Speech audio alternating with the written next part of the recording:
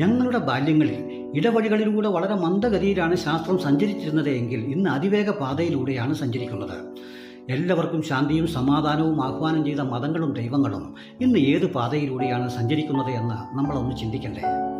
ഓരോ ആരാധനാലയങ്ങളുടെയും മുമ്പിൽ തീർത്ത കാണിക്ക വഞ്ചികളുടെയും ഭണ്ഡാരങ്ങളുടെയും വലിപ്പം കൂടുകയും അതിലേക്ക് ഒഴുകിയെത്തുന്ന സമ്പത്തിൻ്റെ അളവ് വർദ്ധിക്കുകയും ആ സമ്പത്തിൻ്റെ മുകളിൽ ദൈവത്തെ നിർത്തി പുതിയ പുതിയ കച്ചവട തന്ത്രങ്ങൾ മെനയുന്നു എന്നല്ലാതെ എന്ത് സമാധാനമാണ് ഇന്ന് മതങ്ങൾ നൽകുന്നത്?